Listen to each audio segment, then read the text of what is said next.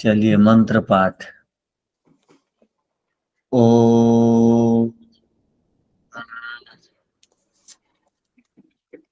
सहना भवतु सहनौ भुनक्तु सह वीर्यं करवावहै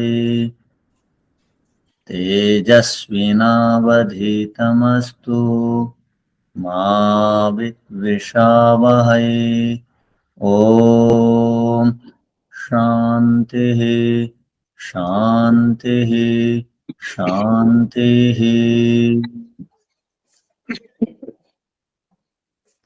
कॉपी चाहती है, किताब भी।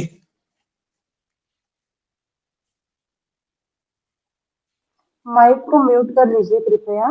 सांख्य दर्शन प्रथम अध्याय, वहां 37वां सूत्र।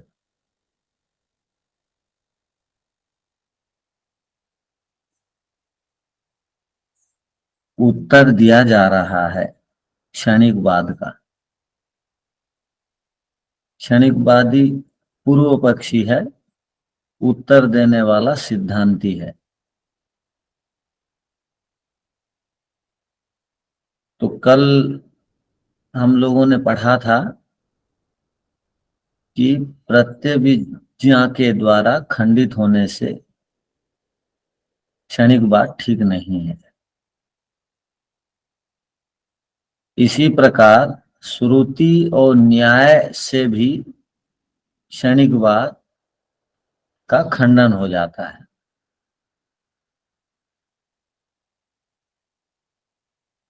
श्रुति में यहाँ पर उपनिषद को ग्रहण किया गया था और न्याय में तर्क को ग्रहण किया गया था, युक्ति को ग्रहण किया गया था। इन दोनों साधनों से अर्थात इन दोनों प्रकार के उपायों से भी क्षणिकवाद खंडन होता है, क्योंकि श्रुति में और न्याय में जो बातें बताई जाती हैं उनसे क्षणिकवाद विपरीत है, अतः उसका खंडन कर दिया गया। अब आगे अथच और भी बताया जा रहा है। और भी को संस्कृत में अथच बोलेंगे तो और भी क्या? दृष्टांत असिद्धेश्च। दृष्टांत की असिद्धि होने से क्षणिकवाद ठीक नहीं है।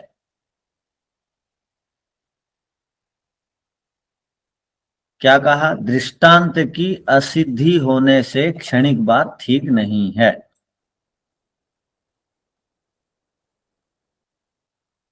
जब दो व्यक्ति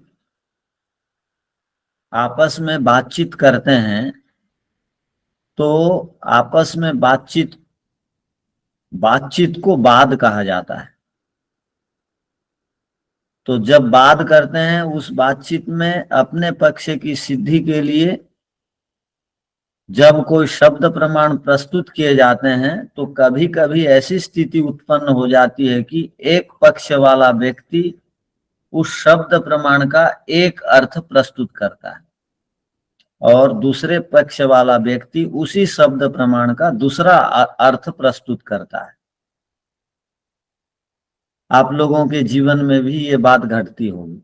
आप इस मंत्र का अर्थ इस प्रकार बताते हैं और कोई उसको उस प्रकार बताता है। तो जब शब्द प्रमाण में संशय हो, विवाद बढ़ जाए, उस स्थिति में आप क्या करेंगे? कभी भी विवाद बढ़ जाता है तो उस स्थिति में आप क्या करेंगे?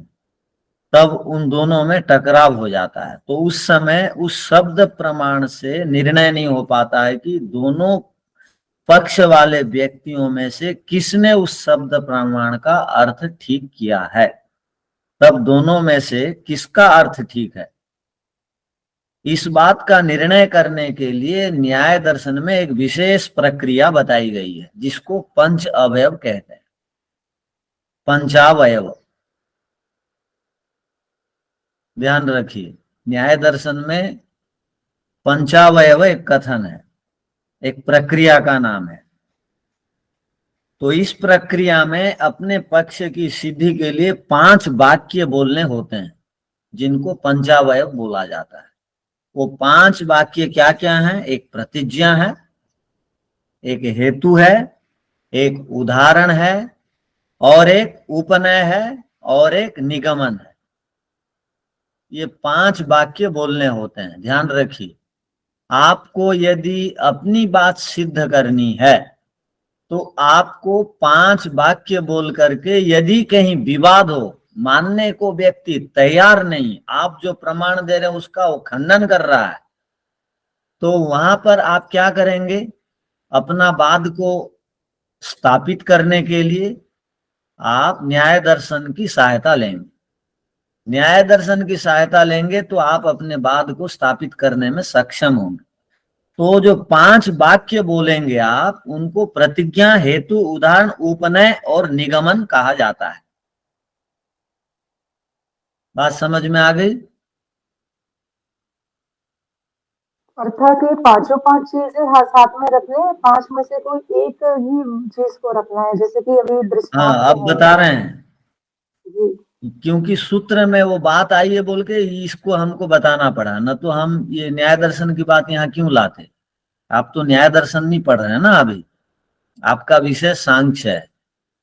किंतु सूत्र में एक शब्द आया, क्या? दृष्टांत की असिद्धि हो जाने से क्षणिक बात ठीक नहीं है। तो दृष्टांत है क्या?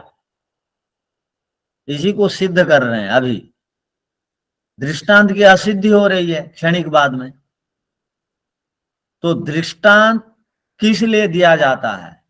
अपना पक्ष को सिद्ध करने के लिए उदाहरण दिया जाता है। अपना पक्ष जो प्रतिज्ञा या हेतु है, उसको सिद्ध करने के लिए हम दृष्टांत देते हैं। मैं आज नहीं खाऊंगा, ये प्रतिज्ञा हेतु है, केवल दूध पीऊंगा। उदाहरण दे दिया, वो भी दूध ही पीता है क्योंकि वो भोजन नहीं करता है। ठीक है? तो मैं आज रात को नहीं सोऊंगा क्योंकि रात को चोरी होती है। ये हेतु वाक्य हो गया। किंतु जो जो भी रात को नहीं सोते हैं वो दिन को सोते हैं, उसके समान, राम के समान। वो दिन में सोता है, मैं भी दिन में सो जाऊंगा। तो ये उदाहरण हुआ। बात समझ में आ रही है? आचार्य जी, ये हेतु और दृष्टांत में फर्क नहीं लग रहा है, मुझे समझ में नहीं आ रहा है। जैसे फर्क नहीं हेतु लग रहा दिया है? कि जैसे कि वो बोल रहा है कि मैं आज रात नहीं सोऊंगा, ये उसकी प्रतिज्ञा हुई। अब वो हेतु दे रहा है कि क्योंकि रात में चोरी हो रही है। नहीं नहीं नहीं नहीं नहीं, वो तो नहीं सोने का कारण बता रहा है। रात को चोरी हो जाती है इसलिए मैं आज नहीं सोऊंगा। तो बोला भाई क्या फिर करोगे? नहीं, रात जगूंगा तो स्वास्थ्य खराब हो जाएगा। तो वो बोला नहीं, राम भी रात को जगता है, दिन में सोता है, उसके समान। जी, अब स्पष्ट हुआ। जैसे भोजन मैं नहीं करूंगा, केवल दूध पीऊंगा, तो भाई दूध से कैसे चलोगे? तो बोला वो जो श्याम जो है भोजन नहीं करता है, वो दूध से रहता है, उसके समान दूध पीऊंगा। ये तो उदाहरण हुआ ना। हाँ जी, हाँ जी, उदाहरण ही है। हाँ। हाँ उदाहरण ही है। जैसे बहुत एक प्रसिद्ध है उदाहरण न्याय दर्शन में, क्या है? शब्द अनित्य है, ये प्रतिज्ञा हुई। शब्द अनित्य है, ये प्रतिज्ञा हुई। आप शब्द को नित्य मानते हो या अनित्य? अनित्य। ठीक है। स्पष्ट हो जाए। वेद शब्द नित्य है। चलो, सामान्य रूप से शब्द अनित्य है। हेतु क्या दिए? उत्पत्ति धर्म वाला होने से। उदाहरण क्या देंगे? घड़े के समान। जैसे घड़ा उदाहरण हो गया, उदाहरण को ही दृष्टांत कहा जाता है। उसका उपनय क्या होगा? घड़े के समान शब्द भी उत्पत्ति धर्म वाला है। निगमन इसलिए उत्पत्ति धर्म वाला होने से शब्द अनित्य है। तो हमको तो ये पूरा विषय अब जाना नहीं है, केवल आपको ये समझने की आवश्यकता है। जब हम न्याय दर्शन पढ़ेंगे तो उस समय इसको देख लेंगे ठीक से। केवल ये समझिए कि जब आप कोई हेतु देते हैं, हेतु की सिद्धि के लिए आपको उदाहरण देने की आवश्यकता होती है। बात समझ में आई? जी आचार्य जी। हाँ, हेतु की सिद्धि उदाहरण वाक्यों से संभव है। तो क्षणिकवाद में जिस हेतु को सिद्ध करने के लिए उदाहरण देते हैं, उदाहरण देते देते हेतु नष्ट हो गया है।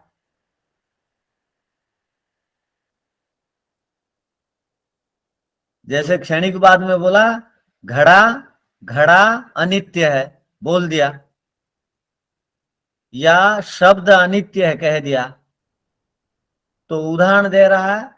घड़ा अनित्य है कहा, उदाहरण दिया फूल के समान, फूल के समान। तो फूल के समान उदाहरण देते ही वो जो घड़ा था, वो अनित्य जो हेतु दिया था वो समाप्त हो गया। क्योंकि प्रत्येक क्षण में वस्तु समाप्त होते हैं, नाश को प्राप्त होती है वस्तु। तो जब हम कोई वस्तु के विषय में अपना पक्ष रखते हैं, हेतु प्रतिज्ञा वाक्य बोलते हैं, उदाहरण देते तक वो वस्तु को रहना आवश्यक है। किंतु क्षणिकवाद में हेतु देने के बाद उदाहरण देते तक हेतु नष्ट को प्राप्त हो गया। तो वो उदाहरण किसके लिए बनेगा? नहीं बनेगा। जिसके लिए आप बोल रहे हो वो पदार्थ ही है नहीं।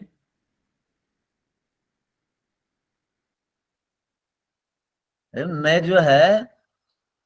जो है जिस व्यक्ति के लिए, वकील लोग एक व्यक्ति के लिए दावा ठोकते हैं ये संपत्ति उसकी है, उसको मिलनी चाहिए, और वो संपत्ति जिसको मिलनी चाहिए बोल रहे हैं, वो संपत्ति लेने वाला और दुनिया में नहीं है, और उसके आगे पीछे कोई नहीं है। तो अब सरकार क्या करेगी? न्यायालय क्या करेगा? अदालत क्या करेगी बताओ? वो अपने पास रख लेगी गुरुजी। बस सारी संपत्ति घोषित कर देगी। हाँ, वो सार्वजनिक सरकार की घोषित हो जाएगी। तो कहने का अभिप्राय कि हेतु को सिद्ध करने के लिए उदाहरण देते समय हेतु का भी रहना आवश्यक है। हेतु ही नहीं है तो उदाहरण किसके लिए प्रयोग करेंगे? इसलिए दृष्टांत की असिद्धि होने से क्षणिक बात ठीक नहीं है। हेतु को सिद्ध करने के लिए उदाहरण दिया जाता है, और उदाहरण देते देते हेतु नहीं है, या हेतु को बताते बताते उदाहरण नहीं है। उदाहरण या हेतु दोनों आगे पीछे बोला जा सकता है। पहले कई बार दृष्टांत भी दे देते हैं, उसके बाद हेतु भी बोलते हैं, ध्यान रखिए। जैसे हेतु वाक्य क्या था? मैं रात को नहीं सोऊंगा। रात को नहीं सोऊंगा ये था कि रात को जागूंगा, नहीं सोऊंगा, या रात को नहीं खाऊंगा, दूध पीऊंगा। किसके समान? अमुक के समान। अमुक दूध पी के रह जाता है बिना खाए, मैं भी नहीं खाऊंगा, दूध पीऊंगा। तो उदाहरण अब दे दीजिए, आगे उदाहरण भी दे सकते हैं। मैं केवल दूध पीऊंगा, मैं केवल दूध पीऊंगा, ये उदाहरण वाक्य भी पहले बोल दिया जाता है। हेतु, वो भी जो है भोजन नहीं करता है तो दूध पीता है, ये हेतु हो गया। तो हेतु उदाहरण आगे पीछे दिया जा सकता है अपना पक्ष को सिद्ध करने के लिए। आप हेतु पहले दे दीजिए या उदाहरण पहले दे दीजिए, चलेगा। तो ये दोनों की आवश्यकता है। अपनी बात की पुष्टि के लिए। अब दोनों की आवश्यकता है पुष्टि के लिए। क्षणिकवाद में जिसको हम पुष्ट करना चाहते हैं वो स्वयं ही समाप्त हो गया है, तो अब वो उदाहरण देकर के किसको पुष्ट करेंगे। इसलिए दृष्टांत की असिद्धि मानी जाती है क्षणिकवाद में। पहले सूत्र का अर्थ लिख लीजिए।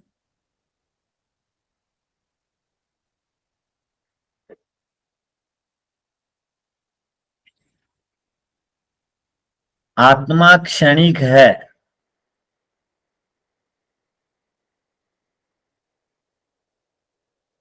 यह पूर्व पक्षी का मत था।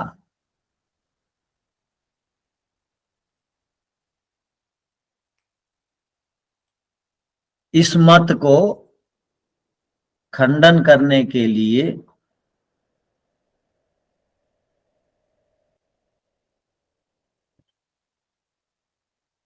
सिद्धांति की ओर से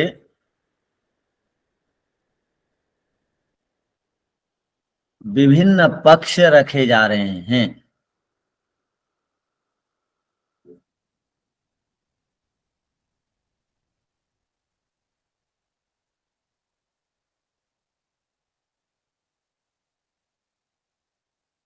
उन पक्षों में से ये एक पक्ष है।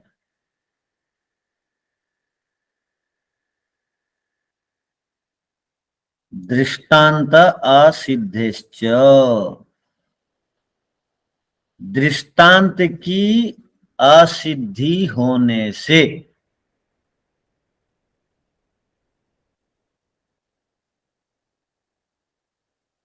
आपका क्षणिकवाद का पक्ष ठीक नहीं है।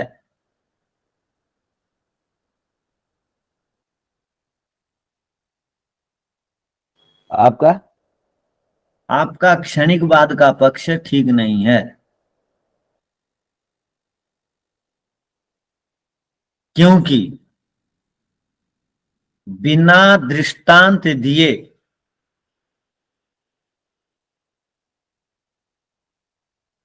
कभी भी हेतु वाक्य की सिद्धि नहीं होती।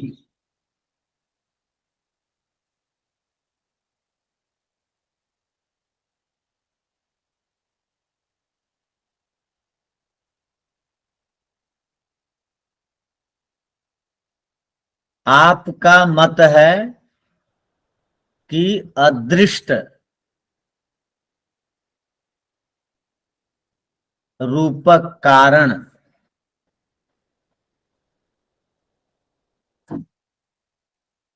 को बंधन रूपक कार्य बांध देता है।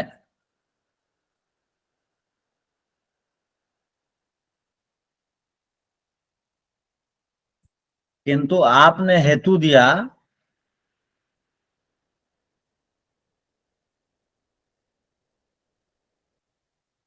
किंतु आपने हेतु दिया कि अदृष्ट बंधन में आते हैं।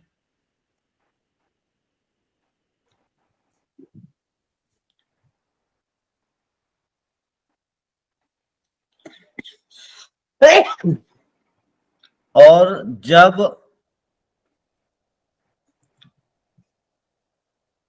अदृष्ट को बंधन बांधने आए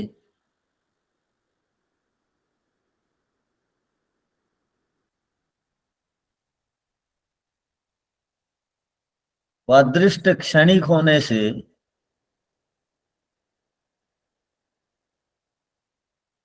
वह बंधन अदृष्ट हेतु को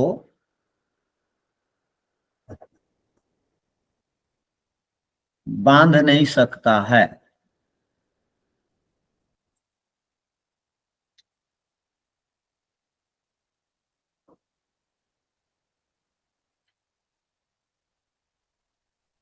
अतः जब हम कोई भी बात कहते हैं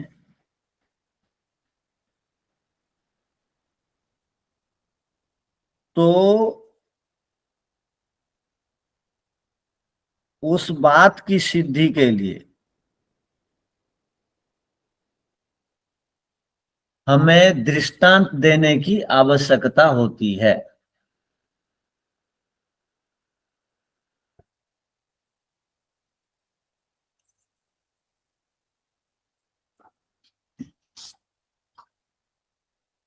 जिस प्रकार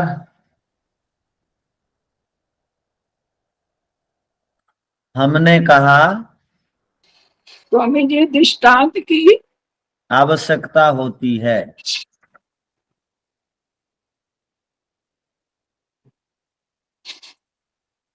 जैसे हमने कहा ईश्वर अनादि है,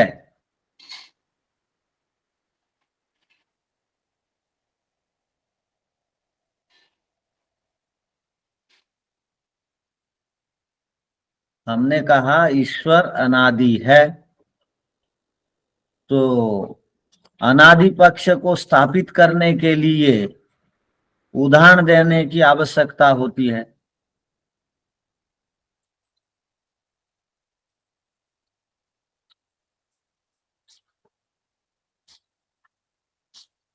आप अनादि है इसको स्थापित करने के लिए क्या उदाहरण देंगे? आप ए, मैं पूछ रहा हूं, ईश्वर अनादि है, अनादि का अर्थ क्या होता है? ईश्वर अनादि है, हेतु ईश्वर के तीन कारण न होने से। लिखिए, जैसे हमने बताया कि ईश्वर अनादि है,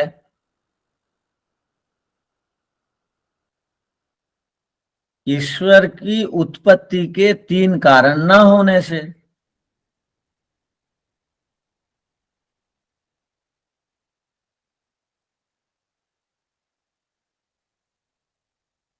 उदाहरण, आत्मा और प्रकृति हो सकता है ना। हाँ, आत्मा प्रकृति भी होगा, और उल्टा उदाहरण देकर के भी बात सिद्ध करते हैं वेधर्म उदाहरण से। मिठाई, वस्त्र, मकान आदि तीन कारण वाले होने से ये अनादि नहीं है, ऐसे ये भी लिखिए, उदाहरण दिया जा सकता है। ये लिखेंगे ना। लिखिए, उदाहरण, साधर्म में उदाहरण होगा आत्मा और प्रकृति के समान।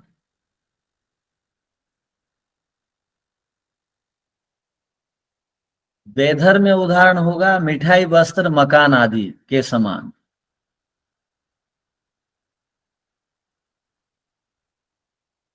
अर्थात जैसे मिठाई, वस्त्र, मकान आदि के तीन कारण होने से अनादि नहीं होते,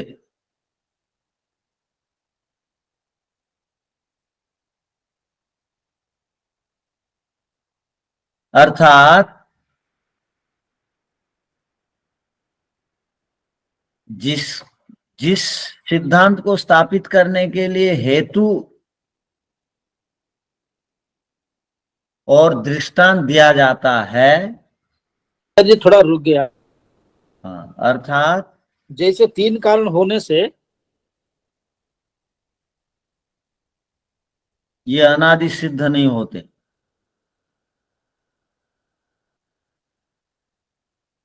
जिस सिद्धांत को स्थापित करने के लिए हेतु उदाहरण आदि दिए जाते हैं, तो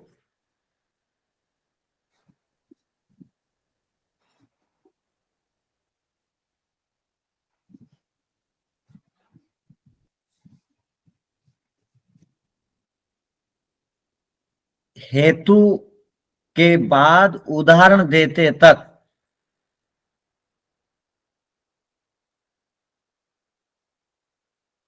वह हेतु वाला शब्द जिसको हम सिद्ध कर रहे हैं उसका अस्तित्व का रहना आवश्यक होता है।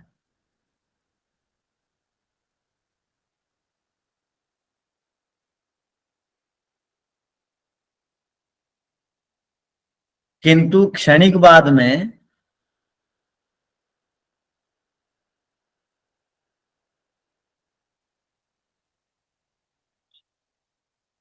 प्रत्येक क्षण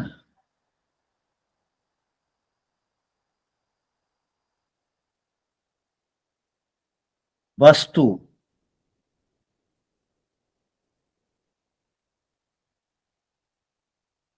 नई नई बनती है और पहले वाली समाप्त हो जाती है।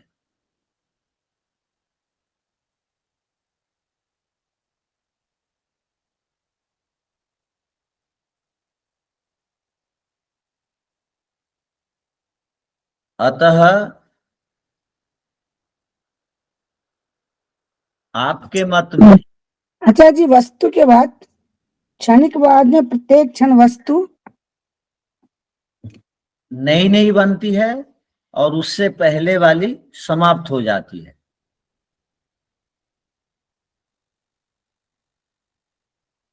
अतः आपके मत में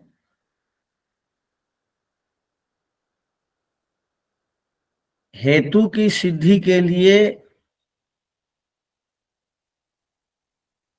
उदाहरण देते तक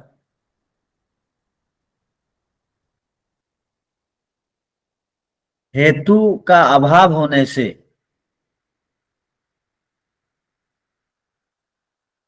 उदाहरण की असिद्धि ही मानी जाएगी।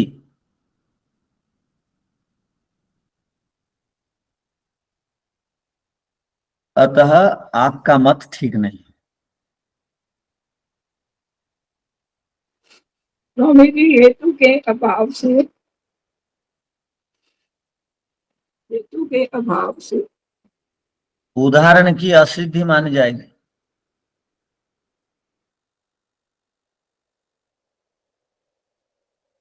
अतः आपका मत ठीक नहीं है।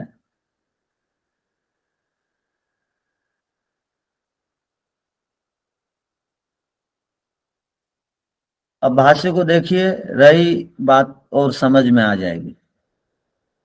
क्षणिकवादे दृष्टान्तस्य असिद्धत्वात् अपि, क्षणिकवाद में दृष्टांत की असिद्ध हो जाने पर भी, यतः क्योंकि क्षणिक पक्ष स्थापनायाम पूर्वम हेतु प्रदाय, क्योंकि क्षणिक पक्ष को स्थापित करने से पूर्व हेतु को प्रदाय दे करके पश्चात तस्य दृष्टांतेन भाव्यम, उसका दृष्टांत दिया जाता है पहले हेतु को बता करके।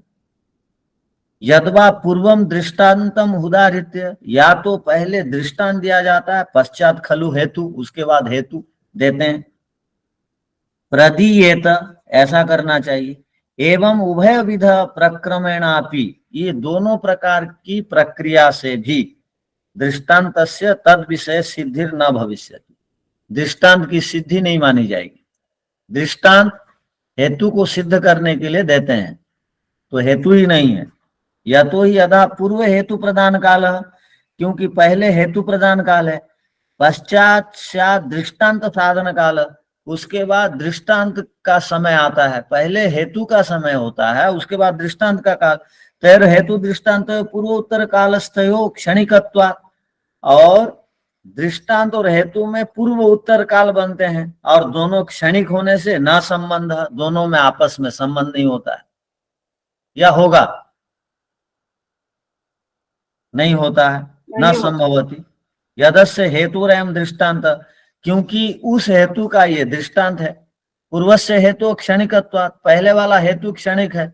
स न उत्तर कालम दृष्टांतम संबंधुम शक्नुयात्, वो बाद के हेतु के साथ उसका संबंध करने में असमर्थ होगा। अतः और यदा, जब पूर्वम उपस्थापित दृष्टांत, या पहले आपने दृष्टांत को बनाया, पश्चात हेतु दत्तः, बाद में हेतु को दिया, तदा स दृष्टांत स्व उत्तर काले न हेतु न, वो उत्तर काल हेतु के साथ न अभी संबंधित, संबंध नहीं होगा। एवं अपि, इस प्रकार स्यात् दृष्टांत असिद्धि तस्य क्षणिकत्वा, दृष्टांत की असिद्धि मानी जाएगी क्षणिकवाद में। तस्मात् क्षणिकवादो न साधु, इसलिए ठीक नहीं है। यहाँ साधु का ठीक। अब साधु साधु हम बोलते हैं, इसका अर्थ होता है जो ठीक आदमी है उसको साधु बोलेंगे, असाधु माने जो ठीक नहीं है। तो क्षणिकवाद का मत साधु नहीं है, तत्र न ही स्यात्, इसलिए क्षणिकवाद में बंध मोक्ष व्यवस्था नहीं, बंध और मोक्ष की व्यवस्था क्षणिकवाद में होगी या नहीं?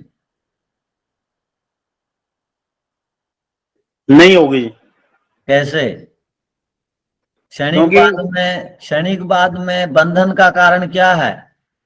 बंधन का कारण तो क्षणिकवाद में वो बांध ही नहीं सकता, क्योंकि वो साथ साथ ही बंधन का कारण क्या है?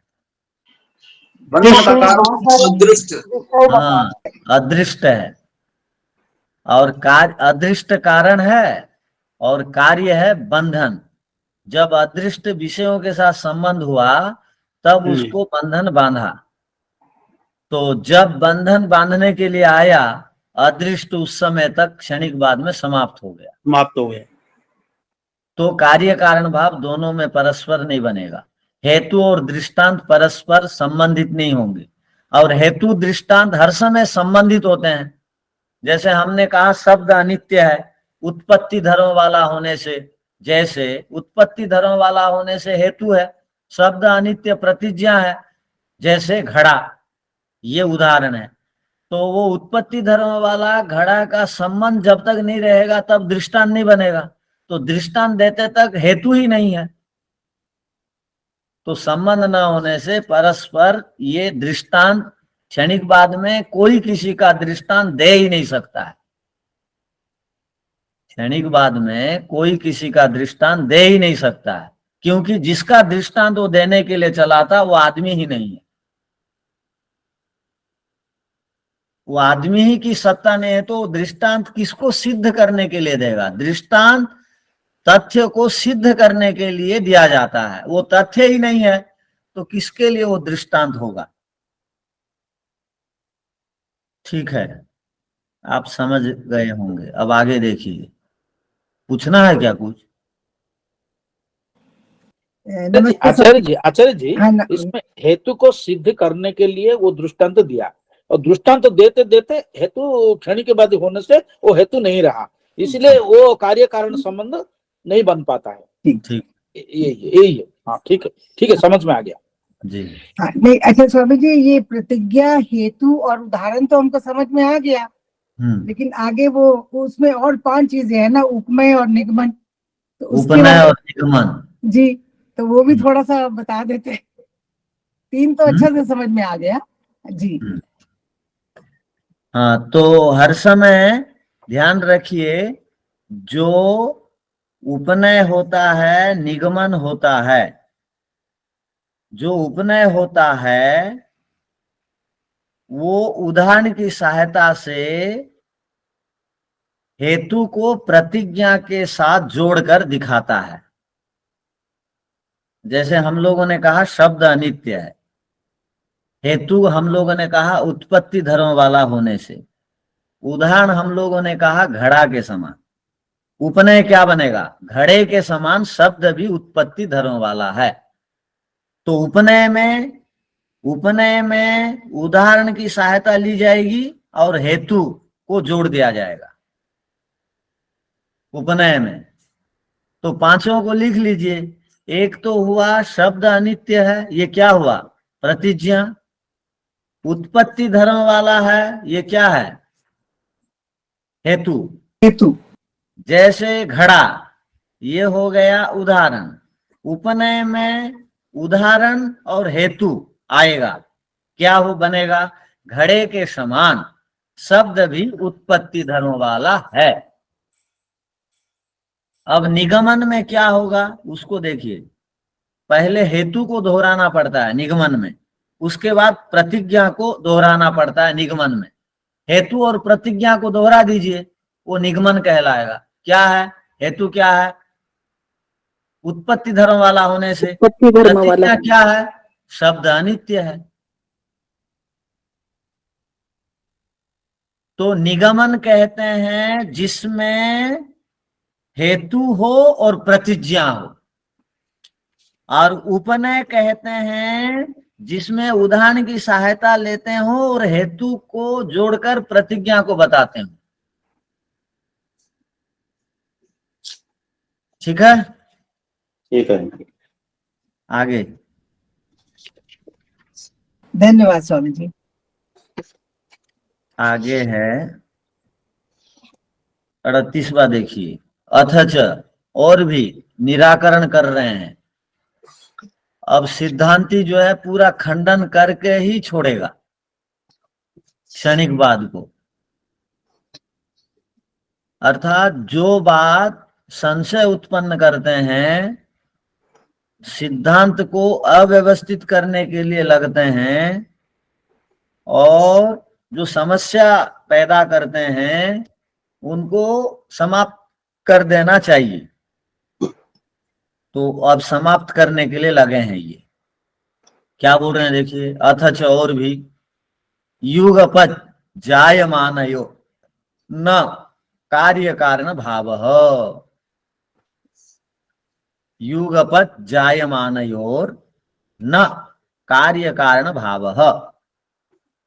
युगपत कहते हैं एक साथ को, जायमानयोर कहते हैं पैदा होने को, उत्पन्न होने को। जो भी पदार्थ एक साथ उत्पन्न होते हैं, ना, नहीं, उनमें कार्य और कारण का भाव उत्पन्न नहीं हो सकता। एक बार दोहरा दीजिए, हमने क्या कहा? दो पदार्थ एक साथ आकर उत्पन्न हुए तो उसमें कार्य कारण भाव नहीं रहता। बस ठीक है। क्षणिकवादी कहता है हमारे मत में एक साथ उत्पन्न हो गए दो पदार्थ, तो जहां कहीं पर भी यदि एक साथ उत्पन्न होंगे तो कार्य कारण भाव नहीं बनेगा। जैसे कृष्ण जी का पिताजी का नाम क्या था? पता नहीं। वासुदेव वासुदेव वासुदेव गुरुजी का, और उनको वासुदेव कहा जाता है। अब ये बताइए, कृष्ण जी और उनके पिताजी एक साथ उत्पन्न हुए हैं क्या? नहीं गुरुजी। पहले पिताजी बनते हैं, उसके बाद बेटा बनता है, तब कार्य कारण बनता है, एक साथ नहीं बनता है। और सृष्टि, प्रकृति और प्रजा, प्रकृति और सृष्टि एक साथ बनी है क्या? बताइए। नहीं। पहले प्रकृति थी कारण रूप में, उसके बाद सृष्टि बनी। ध्यान रखिए, यदि कार्य है तो कारण का रहना अनिवार्य है। यदि कारण नहीं है तो कार्य नहीं रह सकता। इसको आप मानते हैं? हाँ जी। इसको आप मानते हैं? हाँ जी। हो भी सकता है और नहीं भी हो सकता। हो सकता है कारण अभी है और उसका कार्य नहीं है, भविष्य में हो जाए। कार्य है और कारण नहीं है, ये सिद्धांत नहीं है। लेकिन कारण है तो कार्य भी होगा ही, ये भी सिद्धांत नहीं है। हो भी सकता है और नहीं भी। चलो ये थोड़ा सा हट करके बोली दीक्षा। तो कारण है तो कार्य हो भी सकता है। जैसे ईश्वर कारण है, तीनों कालों में ईश्वर रहते हैं, प्रलय काल में भी रहते हैं, इसीलिए सृष्टि बनती है बाद में, कार्य रूप में सृष्टि आई। ऐसा इसको हम मान सकते हैं। कारण के बिना कार्य नहीं होगा। जैसे अब कपड़े से सूत को निकाल दीजिए, सूत कपड़े का कारण है, सूत को निकाल दीजिए, कपड़ा रहेगा? नहीं। नहीं गुरुजी। नहीं रहेगा। क्यों नहीं रहेगा? क्योंकि कार्य तब तक अस्तित्व में रहता है जब तक कारण की विद्यमानता होती है। कारण की अविद्यमानता में कार्य की अनुपस्थिति रहती है। ध्यान रखिए। तो कार्य कारण भाव कब बनते हैं? जब कारण पहले हो, आगे हो, कार्य बाद में हो। जैसे आटा पहले से ही विद्यमान है, तब रोटी की कल्पना की गई, रोटी बनी। अब रोटी बन चुकी है और आटा, नया नया आटा दिख रहा है। इसका मतलब क्या है? वो इस रोटी का कारण नहीं है, वो अगले रोटी का कारण बनेगा। आपके घर में बहुत आटा है, 1 किलो का आटा है, 1 किलो का आटे का तो रोटी आप नहीं खाते होंगे। हम यहाँ पर गुरुकुल में 15 से 20 किलो रोजाना आटे की रोटी बनाते हैं। 800 से 1000 रोटियां बनती हैं। हमारी यहाँ मशीन है, 1-1.5 घंटा में रोटी बन जाती है 1000। तो हम 50 किलो आटा पीस के रखे रहते हैं। तो जिस आटे से रोटी बन गई, अब रोटी बन जाने के बाद वो जो कारण था वो रोटी के साथ वो विद्यमान है। उस वहां से आटा को आप अलग कर दोगे तो रोटी का अस्तित्व नहीं है, रोटी का अस्तित्व नहीं है। हर समय कार्य बाद में होता है, कारण पहले से विद्यमान रहता है, ध्यान रखिए। अब जो 50 किलो में से 15 किलो आटे की जो रोटी बन गई है, वो जो आटा और बचा हुआ है, वो जो है वो कारण रूप में विद्यमान है, उससे अब तक रोटी नहीं बनी है, ध्यान रखिएगा। वैसे ही सब हर समय कारण पहले विद्यमान होगा, कार्य बाद में माना जाएगा। एक साथ उत्पन्न नहीं हो सकते हैं दोनों। एक साथ उत्पन्न होंगे तो कार्य कारण भाव नहीं होगा। अब जो आटा बन करके आया, अब जो रोटी दिख रही है, वो कार्य कारण नहीं है आपस में, वो अलग गेहूं का आटा है, उससे अब कार्य भाव आया नहीं है। रोटी का अस्तित्व अब वो आटा से आया नहीं, अलग आटा की बात चल रही है। किंतु अब जो रोटी बन गई है वो आटा कारण परिवर्तन रूप कार्य है। ये जैसे आप ऐसा बोलिए, आपके घर में दीवार है, आपके घर की दीवार है जी, दीवार में से सीमेंट और ईंट को अलग कर दीजिए, दीवार नहीं रहेगी। हाँ, वो जो सीमेंट और ईंट है वो कारण है दीवार का, और सीमेंट और ईंट पहले बनी, उसके बाद दीवार रूपक कार्य बाद में दिखाई देती है। दीवार बाद में दिखाई दी और ईंटें पहले बन गई। वैसे ही मिट्टी पहले से अस्तित्व में है, घड़ा बाद में बनता है। दोनों का कार्य कारण भाव आगे पीछे होता है, एक साथ नहीं होता है।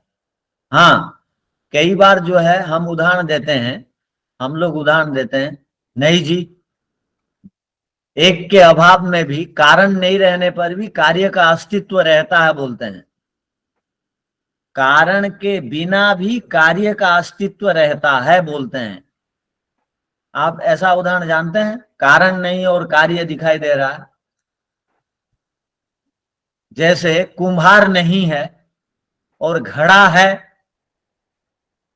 आपके घर में मोबाइल का प्रयोग करते हैं, वो आपके पास है, किंतु बनाने वाला अब और नहीं है। आप देखेंगे कई कंपनियां वो खत्म हो गई, किंतु उनके सामान अब भी चल रहे हैं।